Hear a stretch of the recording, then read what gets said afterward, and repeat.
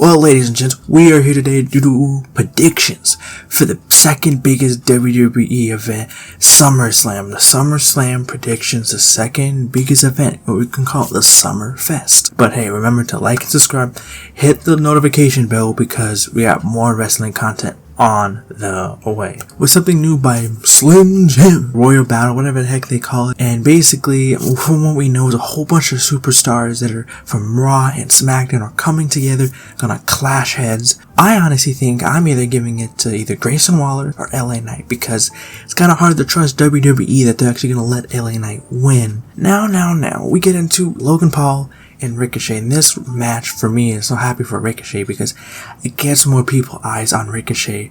Even if he wins or loses, if they just have a great, outstanding match that could take the match of the night, it can get both of them coming out as victors at the end of the night.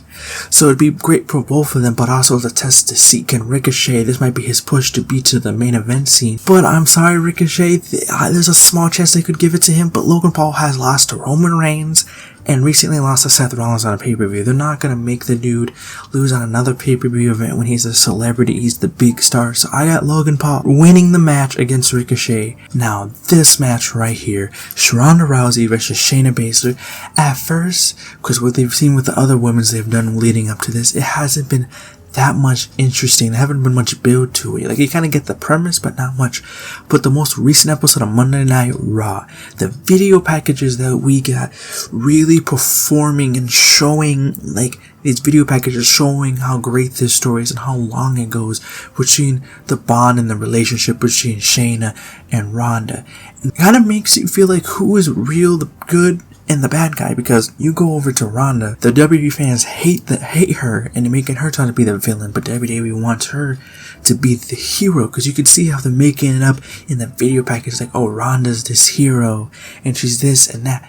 But as you look at Shayna with the fans, it's like, oh no, she's the good guy, she's gonna stop this fake Ronda Rousey, she's gonna beat her, do all this. Supposedly this might be Ronda Rousey's last match, so hopefully this will boost Shayna Baszler into the main event scene and show people that she's still the baddest motherfucker. So I have Shayna Baszler winning the MMA rules match at SummerSlam and defeating Ronda Rousey. Now this one, this feud I did not care about at all, and that is Cody Rhodes and Brock Lesnar. But they decide to feud him with Brock Lesnar. But tell me, do you really know why did Brock Lesnar attack Cody? Why? See, no one knows. No one knows why Cody and Brock are feuding in the first place. And it's like the hard part too is you've been trying to make Brock not even be there when Cody has to basically say the same crap or mix it up a tiny bit, adding nursery rhymes and kids' books and all of that for months by himself. But it's just like this feud, really, I'm hoping this feud ends after this. I don't want to see no more Brock versus Cody. They didn't build it up properly, they didn't even give us a reason why they're feuding, so I cannot wait until this feud is over and give a new fresh start to see where Cody can go on the road to finish the story. So I have Cody Rhodes beating Brock Lesnar. Now we have the Intercontinental Champion Gunther versus Drew McIntyre. Don't get me wrong, I would love to see Drew run because he's a man that deserves a championship. Like, you can see him, he deserves a championship. But for me, honestly, I don't think he's going to retain. Especially since Gunther is so close to the Honky Tonk Man's record and he's had a great reign, so I don't think he's going to do it. So I have Gunther retaining his IC championship. Now this one it's been eating at me, this feud right here.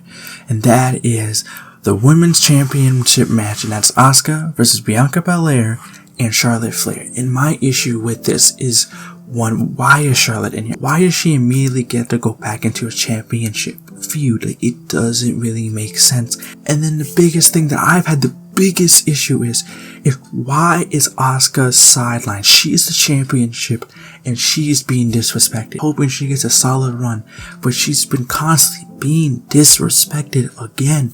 But outside of everything, I have Asuka retaining her championship. Now this match right here, I've been thinking for the past couple days. Oh, Seth, You know, he hasn't really got to bring prestige and have a good long run as champion because he deserves it. It's been 4 years since he had the championship and he just recently got it. So it kind of sucks to see that he might potentially end up losing it in this trilogy match against Finn Balor because, yeah, you could say he hasn't had a long time to make it prestige of a championship. It's not really fair because he hasn't had a long run. But honestly, this all brings it back to SummerSlam where Finn Balor won it.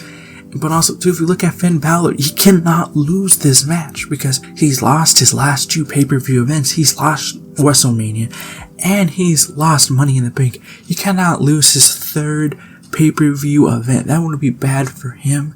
But the main key factor out of everything that we're talking about today is that the Judgment Day is on a hot streak. You have the Women's World Champion, Rhea Ripley. You have Dominic Mysterio, the North American Champion.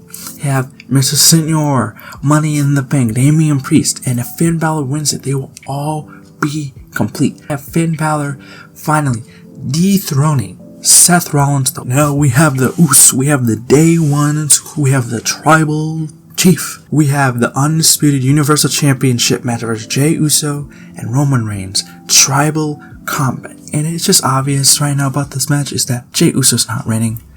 Jey Uso is not winning this match. And obviously the thing is, I don't see Jey winning because I don't feel like Roman would lose. Of course, SummerSlam's the 2nd biggest pay-per-view, but I feel like only Roman would lose probably at WrestleMania 40 or any other WrestleMania. That's the only place he would obviously lose at. That's the main key factor.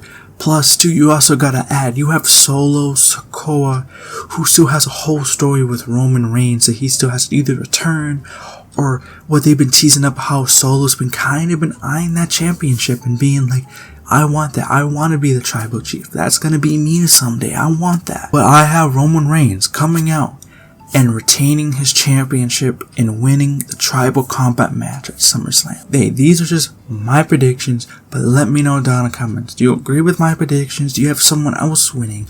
Or do you guys think of different surprises that could end up being at SummerSlam? Let me know down in the comments, and we're just gonna have to wait and see what happens on Saturday for SummerSlam, the Summer Fest. We're gonna have to wait and find out.